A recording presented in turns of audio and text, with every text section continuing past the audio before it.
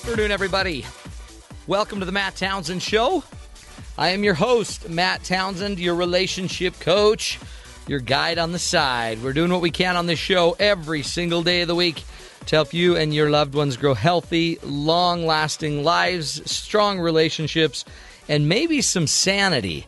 And today, I think we're going to take on the sanity factor as we start to address the issue of multitasking. Is it real? Can you do it? And or are you just, blowing some smoke? Are you just really thinking you're greater than you really are? Are you tricking yourself at how effective this multitasking thing really is? We're going to tear it apart, and we're going to be bringing on an expert, Dave Crenshaw, who's a speaker, an author, a CEO coach, and he's going to help us basically, I think, blow up some of the myths surrounding this concept of multitasking. Now, I wish I could do it. The funny thing is I've taught time management for years, and I still, even though I know all these time management skills, I don't have a clue how to multitask. And I just don't know if my brain works that way. Because I've tried. I really have. I remember my wife saying, hey, I need you to watch the kids. Watch them. And if all I had to do was watch the kids, fine. That's great. So my wife leaves. She comes back a few hours later, and she walks in the house, and then she'll say one of these things. The house is a mess. And I'm like, yeah, what's your big deal? What's the problem? Count your kids, because I've been watching them all morning. The funny thing is I can watch the kids, but don't ask me to watch them and clean the house and answer the phone and the door and feel good about it and not watch my show and all of these other things that are going on. But a lot of people apparently can. Apparently there's people out there that are just absolutely convinced they can do 4, 5, 6 things simultaneously, and it's working. And it's working for their life, and I don't get it. I honestly don't believe I'm that slow. I really don't. And I don't believe that they're that advanced. So are they just misunderstanding their success? Is it misplaced success? Or are they just doing a bunch of things that are completely irrelevant? That's what we're going to try to blow up on the show. Figure it out, because I think there's more and more stress coming down on us. And I don't think it's going away. There is a new study that came out, and I think some of this is flat out because of our technology. We are probably feeling more and more of a need to do more just because we have the technology to do so, apparently. They have made us stronger and faster, right? And smarter. We're bionic. We're like the Bionic Man, my favorite show growing up. You know what? I'm not feeling bionic. I'm feeling like neurotic. I'm feeling crazy. I'm feeling like I can't keep it up. Do you feel the same way? As you're driving home from a crazy, hectic day, do you just love getting in the car, shutting your door, turn on your Sirius XM 143 BYU radio, and then get a phone call in the middle of it and feel obligated to be driving 75 and answer your phone? It's crazy. And yet we do. And we know that, at the next light, I better just stop and just, tweet so everyone knows I'm in my car. I don't want anyone thinking I didn't want everyone to know I was in my car. So just drinking a drink in my car at a red light. Tweet. Are we going crazy? Is it just too much? Are you being overwhelmed by it all? Apparently, this online, the technology, all these tools we've got now can honestly be driving us crazy. There's a new study that came out that from CBS Charlotte affiliate that says basically this. People who are constantly online can develop mental disorders. So hear me out. Get off that computer. The article says, a new study finds that if you're constantly being online, it can affect your mental health. Researchers at the University of Gothenburg, which I'm pretty sure I've researched, it's not where Batman lives, recently studied more than 4,100 Swedish men and women between the ages of 20 and 24 for a year, and that they found that the majority of them who constantly use a computer and mobile phones can develop stress, sleeping disorders, and depression. Okay, so these are mental disorders: stress disorders, sleeping disorders, and depression. Sarah Tomey, who's the lead author of the study, said that there was a central link between computers and mental disorders. High quantitative use was a central link, she said, between computer use and stress, sleep disturbances, and depression, as described by the young adults that were tested. Tomey said, that's what she commented of the study. She said, it's easy to spend more time than planned at the computer. And this is where we start to get stressed. So we're working, we're gaming, we're chatting, we're doing all of these things on the computer, and the time kind of slips away. And this tended to lead to time pressure, neglect of other activities, personal needs such as social interaction, sleep issues, physical activity, as well as bad ergonomics and mental overload. So because we're so caught up in all these other interruptions, which is just the constant use of our computers and our phones, that it may actually be causing us stress, sleep deprivation, and things like that. Demands for availability originated not from work, the study says, and the social network, but also from the individual's own ambitions and desires. So as you're sitting there online, doing whatever you want on your computer, and it could be even important, your time slips away, so you're not actually developing your own goals, your own dreams, your own desires. This resulted in disturbances when busy or resting, and the feelings of never being free, the difficulties of separating work and private life. Tommy explained in the study, unreturned calls or messages led to overload and feelings of guilt. Now, as a guy that just finished a doctorate, I had neglected a ton. Working on my doctorate, it would just stretch in. If I gave it 2 hours, I would fill the 2 hours. If I gave it 7 hours, I would fill the 7 hours. Now, some of it would be interruptions. Some of it would be text messaging. Some of it would be, just looking at games and stuff or whatever online. Meanwhile, I'm not getting my doctorate done. I'm ignoring my family. I missed my son's ball game, and all of these other pressures come up until you finally explode. When I finally finished the doctorate, I was so relieved. And then I spent one whole week watching nothing but past episodes of Arrested Development on my Netflix account. I'm so messed up. That's just how we are. We're going to fill our time with something. But now we're thinking the solution is multitasking. You know what? Not true. We're going to bring on one of our experts, our CEO coach, Dave Crenshaw, and Dave's going to give us some insights, some tools. We're going to blow up some of those myths. We're going to help you take your life back, for heaven's sakes. And maybe the fastest way to take back your life might simply be blowing up the myth that you can do it all, A, and it's all important, B, and C, you can do it all simultaneously with 3 other things going on. That's what we're going to be dealing with right here on the Matt Townsend Show, folks. Stick with us. We will be back with some tools and answers right here on the Matt Townsend Show, Sirius XM 143 BYU Radio.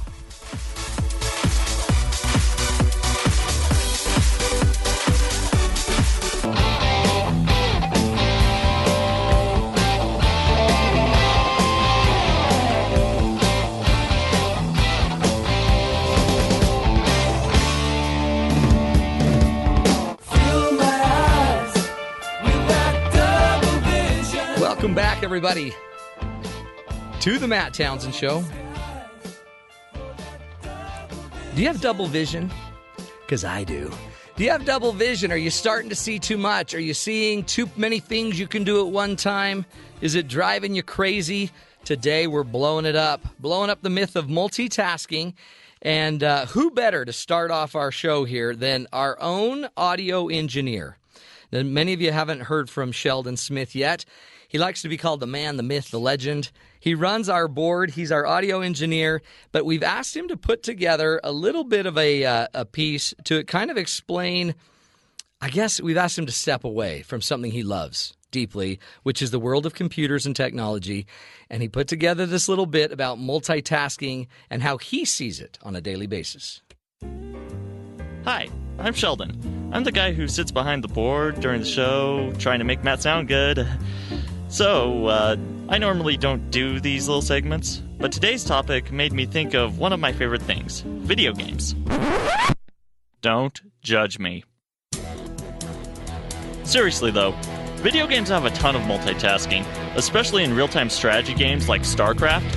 For those of you who don't know, a real-time strategy is basically like a game of chess that needs a high dose of Ritalin.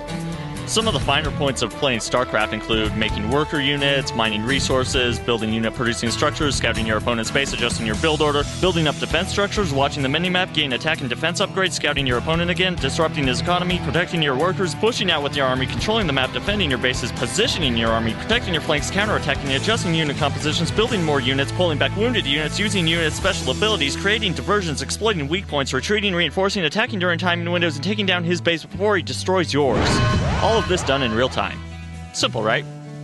Needless to say, there's a lot of opportunities to drop the ball, and the fact is, it's just not possible to do everything at once. In fact, your main screen can only show one small area of the game at a time, and you have to bounce back and forth between looking at your base, your army, and your opponent, and devote small amounts of time to each task before shifting your focus onto the next one.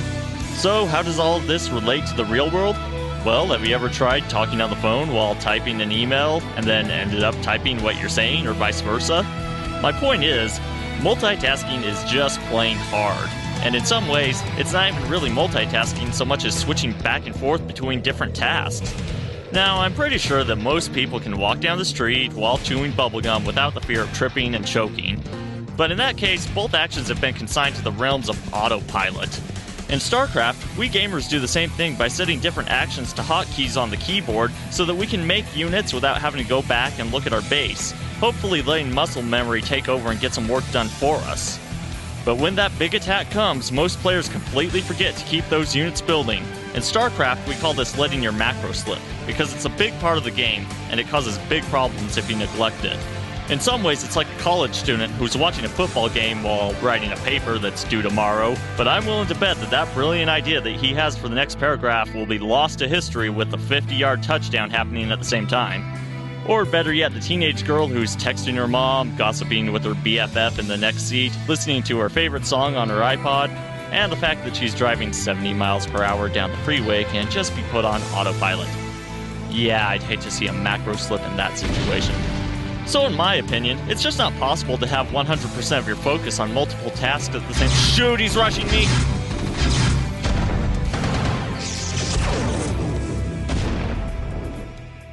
Sheldon, can you quit playing video games? Oh, now you made me lose.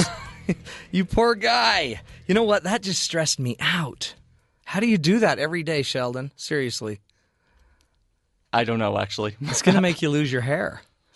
Oh, no, I find some enjoyment in it. You know what's funny about it, though, is Sheldon, if there's anyone in this space that has to multitask, it's Sheldon. He's running 5 things at one time. He's got to get the timing right. All these things are going on, so apparently the video games are helping him. But we're going to go to our expert now, Dave Crenshaw. He's a CEO, coach, speaker, author of The Myth of Multitasking. Dave Crenshaw, you there? I am here. How are you, buddy boy? I'm great. I'm fantastic, Matt. Now, are you a video gamer? Actually, I am. I was really enjoying that. That was pretty funny. Did you understand everything he said? Because it was just psyching me out. I did. Well, you know, it's not my... I got it. That's not your game. It's not my favorite game, but yeah, I totally got it. That is so crazy. Okay, blow it up for us, Dave. Is there such a thing as multitasking? No. That's the first problem, is that the word that we're using is just a poor word to begin with. Right.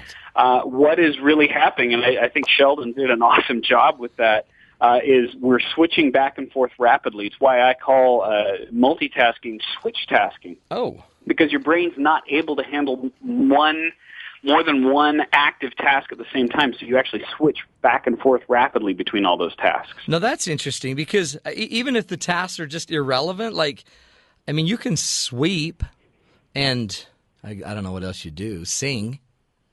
Can't you do both of those? Yeah. But I guess your brain's sweep, sing, sweep, sing. Yeah, well, and that's why in my book I make the distinction between switch tasking and background tasking. Okay, good. Because background tasking is when something mindless or mundane happens in the background that doesn't require your attention. So, for instance, running on the treadmill, watching TV at the same time. Yeah, done. But the problem is when most people say that they're good multitaskers, what they're really talking about is switch tasking. Okay. See, you're clarifying it. So we're not as advanced as we thought. We're just still a bunch of monkeys. Well, we borrowed the term from computers. The term actually came out interesting. originally in the 90s with Windows. Yeah. And it makes sense with a computer,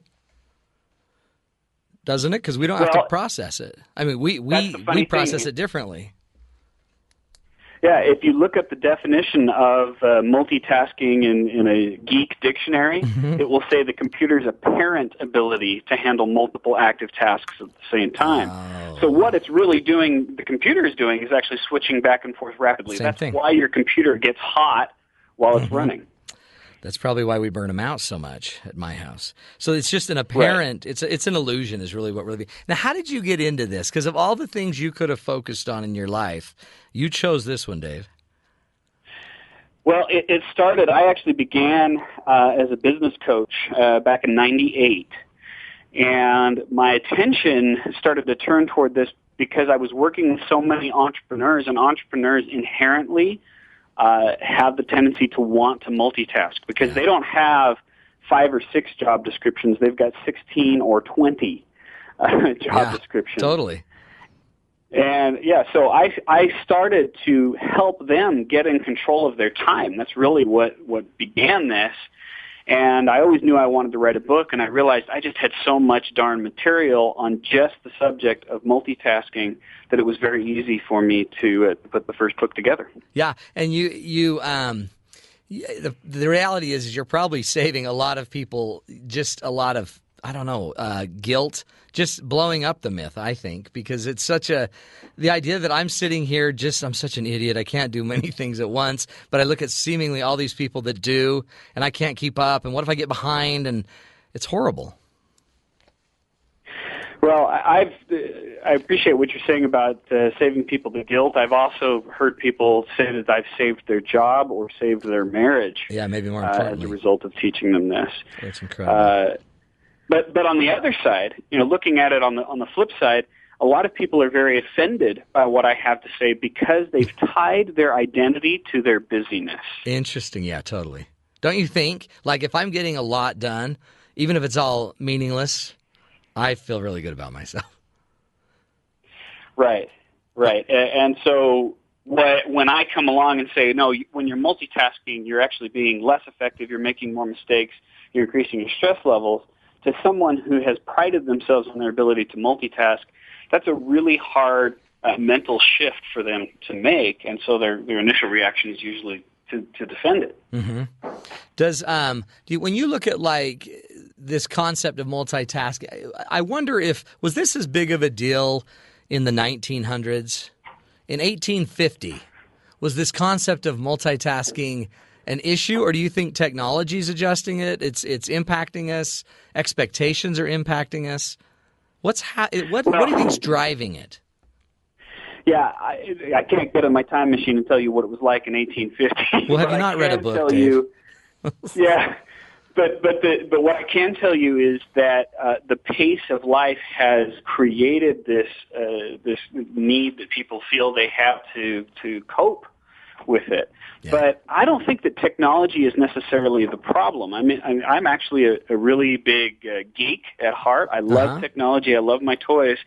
What I teach is that it's the improper use of technology that's the problem. Okay. It's the improper understanding and application of what it can truly do.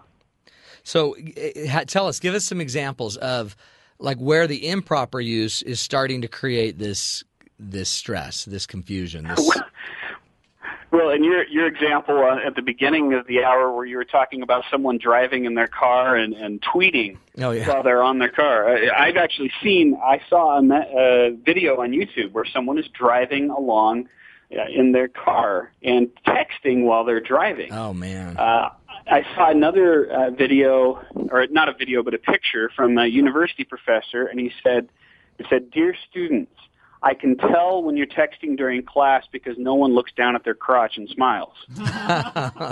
It's a true point. Very good point. Yeah. That is sad but true. Did you hear that? Oh, go ahead. I was just going to say, there's so many things that your phone is capable of doing, that your computer is capable of doing, but most people do not use them in the way that they were intended, and they abuse them, and then that creates the multitasking. Well, and it blurs it. It seems to blur our mind because of all the times that I should probably be focused on one task, you'd think that would be at about 75 miles an hour driving a 3,000-pound vehicle. Like, of all moments, I should be in my brain, it should be that moment, not necessarily, worried about, where to meet so-and-so. Which is exactly why I create the distinction between switch tasking and background tasking. Because that question comes up, can you drive while you're talking on the phone at the same time? And there's actually a great study out of the University of Utah that showed that it's just as dangerous to do that as drive while intoxicated. Yeah. So the question that I ask is, when you're talking on the phone while you're driving, are you switch tasking or are you background tasking? For instance, if I'm on a deserted stretch of highway from, let's say, Utah to California, then perhaps it is truly background tasking. Right. It's not like I'm having to make decisions. No. But if you're doing that while you're in a crowded city street, there are too many switches in your attention taking place, and that's where the accidents happen, and that's where you're as dangerous as driving under the influence. In fact, did you hear of the story? It's just been out in the news the last couple days of a young girl. I can't remember how old, 6 or 8 years old. That she has autism. She lives in the third-story building, like a high-rise in New York. But she walked out of the window and was standing on an air conditioner unit 3 stories up. Her mom just sadly was busy in the house doing something and didn't know that her daughter had walked out on this air conditioner vent, and they had someone filming this, and some bus driver guy got out of I guess he was waiting to pick up his next bus to drive. He was a bus driver for mass transit. He ran over, saw the girl, and the girl took a step and fell 3 stories, and he caught her. And I sit there and I think, I did hear. Oh my heavens. How many times, because we're busy, and I'm not saying that the mom was busy, but that's such an extreme example of one person that was focused on one thing, catching a girl, and another person that was focused on other things, not knowing where the girl was. It's just so common in our lives, and it impacts us. Well, and that brings up a good opportunity. I've got a test that anyone listening to this can take. Yeah. If you don't mind me sharing the link to it. Yeah, go to it. Where can they get it? Okay, if they go to davecrenshaw.com/exercise. davecrenshaw.com/exercise. And if you go there, you'll see a little video, and it will walk you through an exercise. I do this in my live speeches that I do to corporate events, and it's also in the book, The Myth of Multitasking. And in about 2 minutes, you're going to understand very, very quickly the 3 consequences of multitasking. That's perfect. davecrenshaw.com/exercise. So everybody go do that, but we're going to take a break. But Dave, when we come back, I want to get into some other tools, some ideas. I want to hear how this impacts business. I want to hear, are there certain people that are more prone to multitask? Maybe we can even get into the genders, or is one gender more prone than the other? We'll talk about that with Dave Crenshaw, CEO, coach, speaker, author of Myth of Multitasking, right here on the Matt Townsend Show on Sirius XM 143 BYU Radio.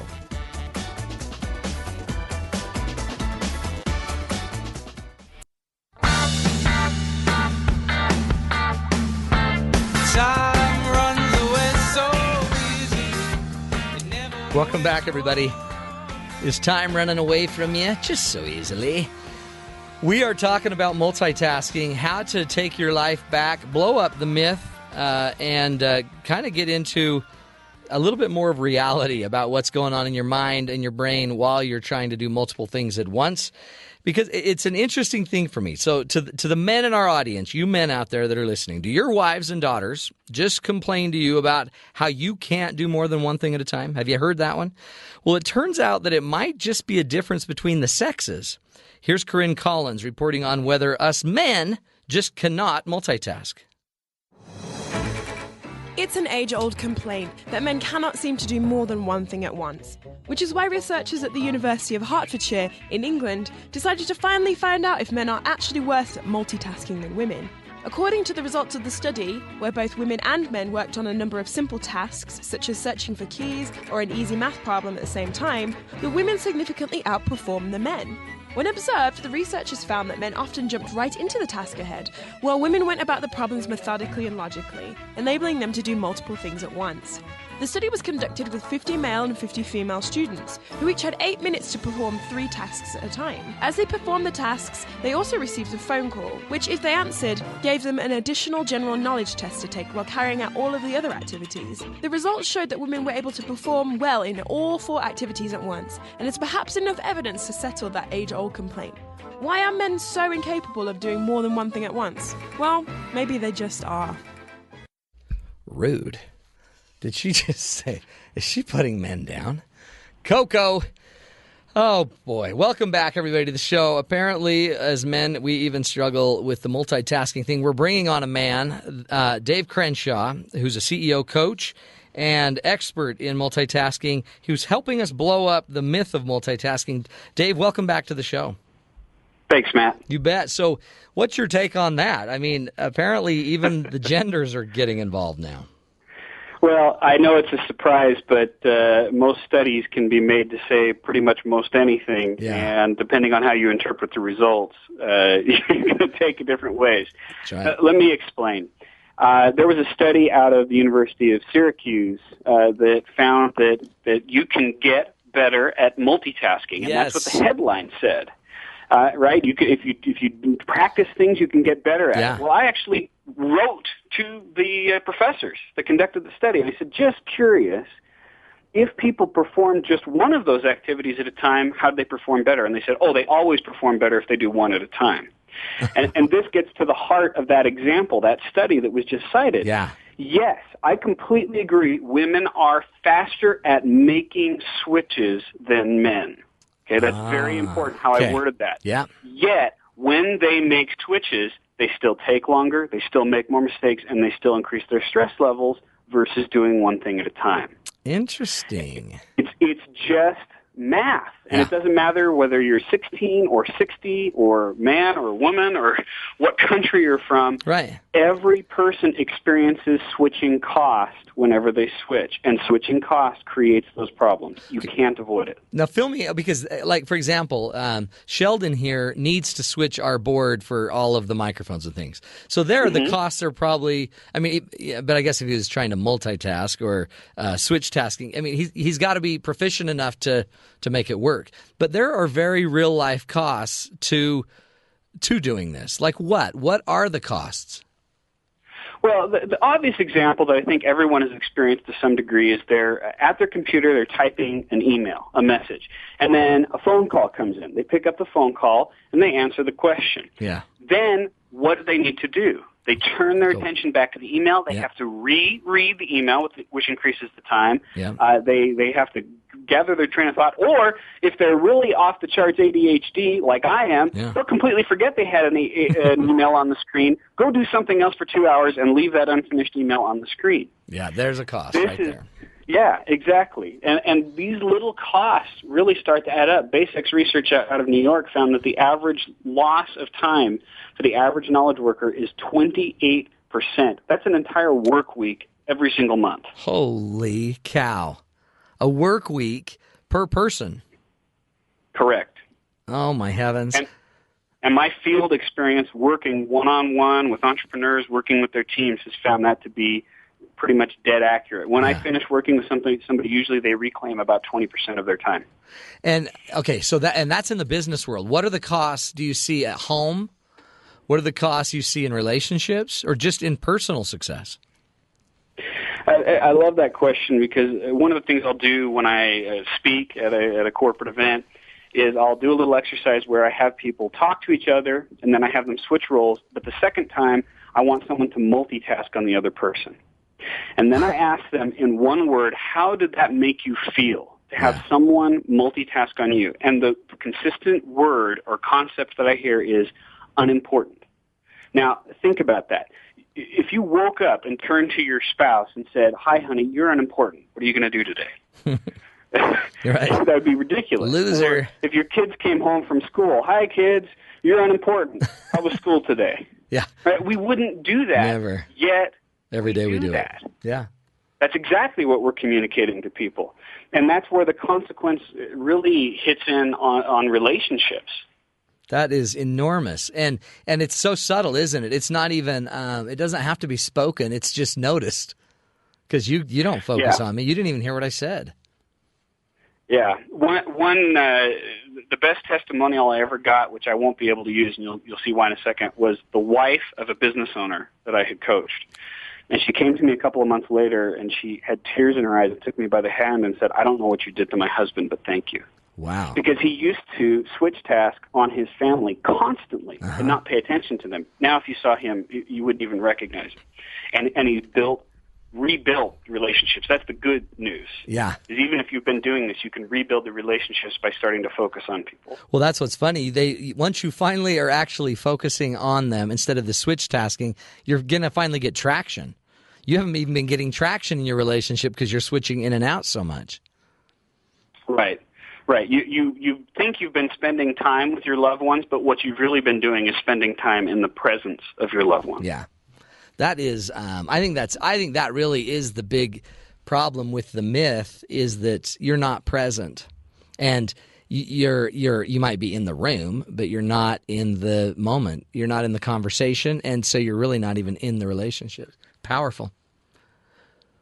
What do you go teach them, Dave? When you go into their business and you sit them down and you see that they have a switch tasking problem, what do you teach? So what are some things that we can do as listeners to reclaim our life and blow this thing up? Well, the first thing that I teach, and it's part of how I work with people, is that conditioning matters more than discipline. This is not a matter of discipline, willing yourself to stop multitasking. This is a matter of creating an environment and creating conditions where you automatically choose to focus on one thing at a time. So it is a process that I take people to, because repetition creates conditioning, just like a pro athlete or a professional musician. Right. But there are some things that anyone listening to this can do to start creating that conditioning on their own. And the first thing is to turn off all those digital notifications that they're getting. The text messages, the emails, the beeps, the buzzes, all of that. Turn it off, and instead choose a time in your schedule, or choose multiple times in your schedule. Heck, choose once an hour if you want to. That's still better than constantly checking your messages throughout the day. But then how will I feel validated, Dave? How will I feel validated if people don't want me every 5 seconds to tell me something I didn't even want to know? Right. Well, it's a matter of focusing on results. That's right. instead of busyness. So good. Love it. So you're actually saying, don't turn off all the immediate ones, and then go at a specific time, so many times a day, have a structured time where you're going to download them all, bring them all in, and assess them. Right. And two things are going to happen. Number one, people are going to start to get the idea. And second, you're going to find that you're making less switches in the day. And I think that's really important. Love it. An important part of my message, because people say, well, Dave, I have to make these switches. Yes, you do have to make the switches, but you can reduce the amount of switches that take place in your day. That's the key. Love it. That's great. So they do that. What else? What are some others? What are some other little tricks of the trade?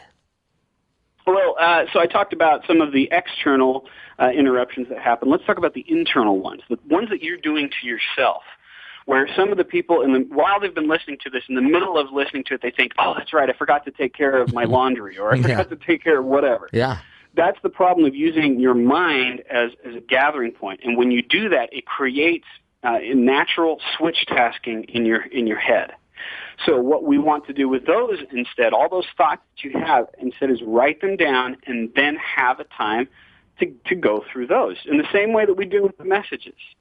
So when the interruption comes in your head, get it out of your head immediately, put it into a safe spot, and then have a set time to go through all those items and deal with them one at a time. So is that basically, I guess, just like a task list or something on your phone, somewhere where you can just get it down, and then I guess forget about it until you go and have that moment to work on those things?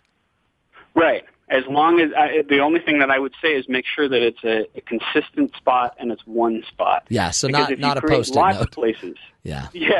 Yeah, Post-it notes are good for one thing and one thing only. What's that? And that's making notes for someone else. Yeah, give them a note. Here's a note for you guys. That's true. But because that's what the problem is. Then everyone what you're saying is they don't have the process. You're just saying create a process to capture these floating thoughts that are internal, get them somewhere where you can act on them. get a specific time that you'll act on them, and that little process will eliminate some of the need for switching. Correct. It'll start to reduce it. And I've seen people who have hard time sleeping begin to sleep better as a result of going through this kind of training. And I'm not a sleep therapist. Yeah. All I'm doing is helping them reduce the amount of switches that are taking place. That is huge. And any more, because these are like majorly valuable. Any more that you just can throw out there to save us, save my wife from my craziness. Yeah, and my forgetfulness. I think another one, and this works particularly well in a business environment, but I've seen it work well in personal also, is think about the people where you're constantly asking each other questions throughout the day. Uh-huh. You're always saying, excuse me, I've got just a quick question. I call that the dreaded double Q. Instead, start to set up one-to-one huddles. And the one-to-one huddles are consistent meetings, set place, set time, however often you need is appropriate. And then you queue up all those questions and then ask each other those questions during that meeting. That way you're free from interruptions. You're not switch tasking on each other during the conversation. See, but then again, I feel so popular when people need to interrupt me all the time. It really, because if it goes back to you wanting to get attention or a stroking of your ego, or because some of it is that you seem so valuable because you're so busy, but really you may just be less effective. Right. And if you tie your identity, your sense of worth to how busy you are, then I can't help you. No. But if you want to tie your identity to the results that you achieve, then I can most definitely help you. Now we're going somewhere. Good stuff, Dave. Now, you wrote the book, The Myth of Multitasking. Where can they get that? And can you give us more information about your website and where to go? Sure. Well, the book is published by Josie Bass, which is a major publisher, so it's available pretty much through any major bookstore. I like Amazon. I mean, that's where I buy it myself, is Amazon.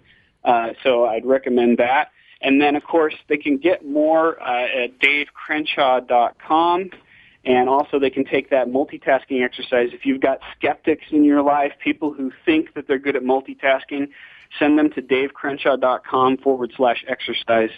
And they can take that for free. Good stuff. Dave, so appreciate you being on the show. Thanks for giving us the time to fix us so we won't have to bother everyone else. You're a good man. Everybody go to davecrenshaw.com. Get more information about him. He's a speaker, great author, and good to have you with us. And we'll be back, everybody, with more ideas on how to take back your life, blow up the myth of multitasking right here on the Matt Townsend Show on Sirius XM 143 BYU Radio.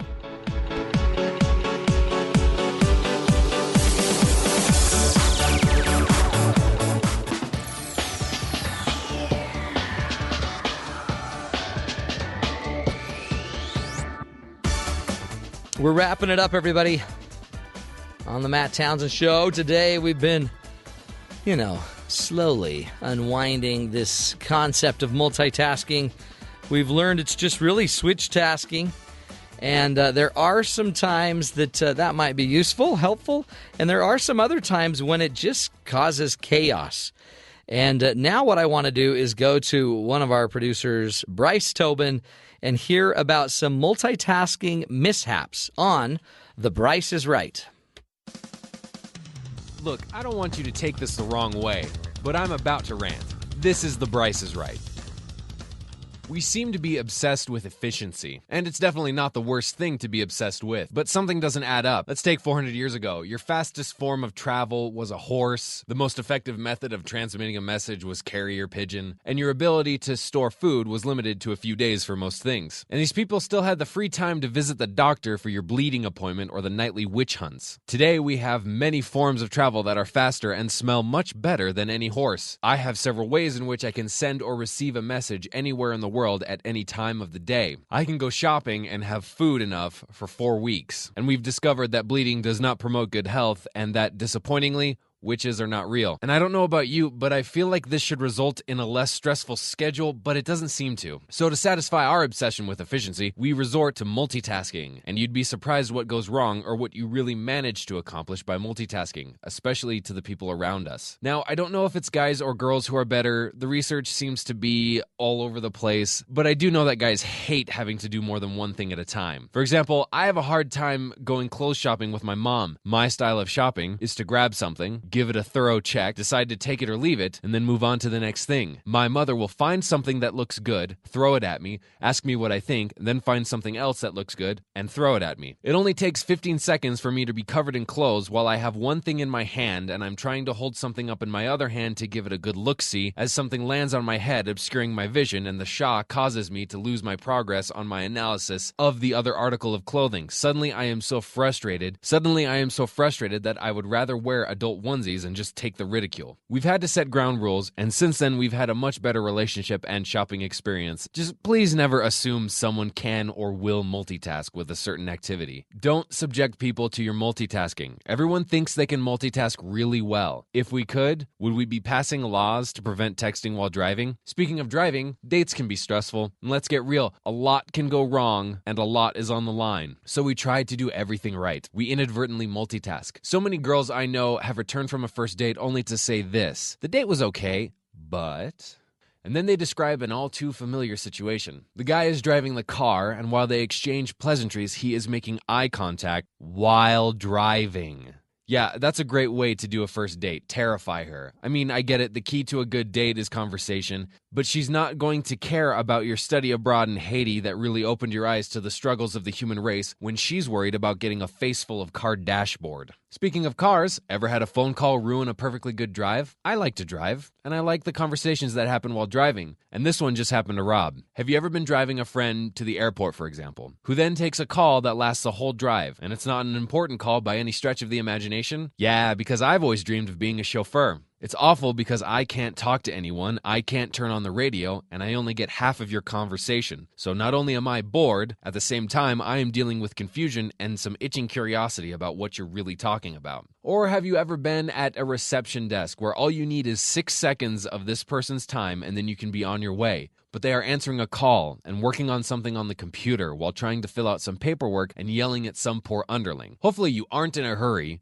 because it can be kind of fun to watch someone get virtually nothing done and systematically make all of their coworkers want them to die in a fire. But if you are in a hurry, it is irritating because you have to sit through this fiasco, and the person is usually less inclined to be anything but dismissive, condescending, and bothered by your request to perform for you the service for which they are being paid. So if you are going to multitask, just make sure you are not interacting with anyone to avoid mistreating them. Multitasking. Because why stop at just doing a bad job at one thing when you could do a terrible job at multiple things and annoy everyone else who has to deal with you in the shortest amount of time? There's the efficiency we were striving for, huh?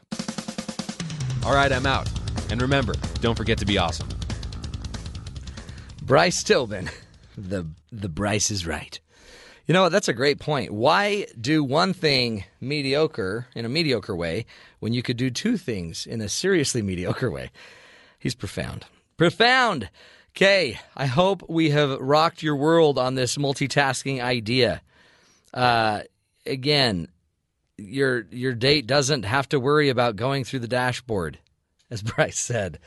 Again, people matter. It's not about more. It's probably at some point we got to start asking ourselves, is what I'm doing important? There's a great quote by Lily Tomlin. Who else to quote on this but Lily Tomlin?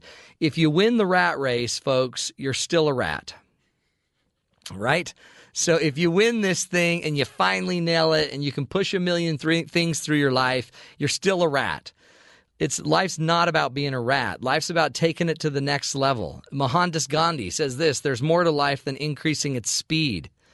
Maybe what we need to start to do is just appreciate being present and be in the moment. We probably need to put our relationships first. Recognize that when you're dealing with somebody, they don't want you to be efficient with them. They want you to be effective. Effectiveness is not just about doing a bunch of stuff quickly.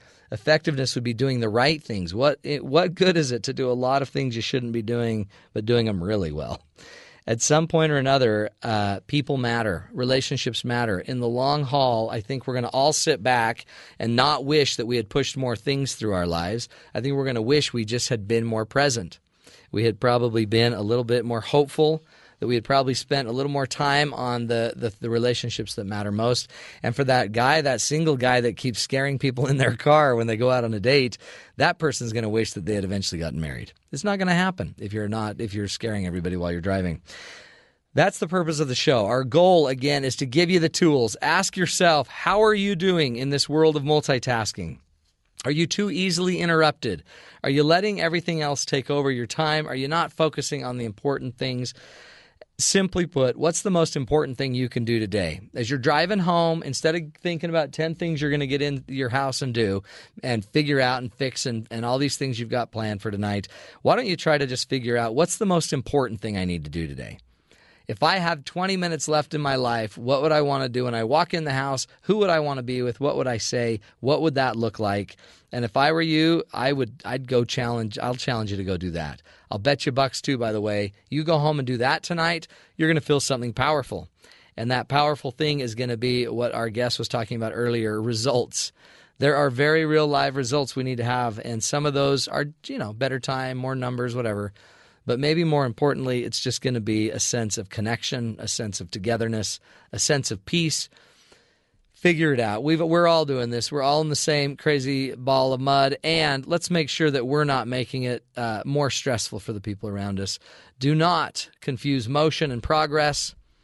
Alfred A. Montepert said, a rocking horse keeps moving but does not make any progress. Let's not just be rocking horses the rest of our life, folks. Thanks for joining us. This, again, is the Matt Townsend Show. If you want to get us any information, if you want to send me an email, just send it to mattchat@byu.edu. We'd love to take your emails on that and you can help us put together new shows. Join us again tomorrow, Monday through Friday, 5 o'clock Eastern Time, 5 o'clock Eastern Time, again, 7 o'clock Eastern Time, right here on Sirius XM 143 BYU Radio.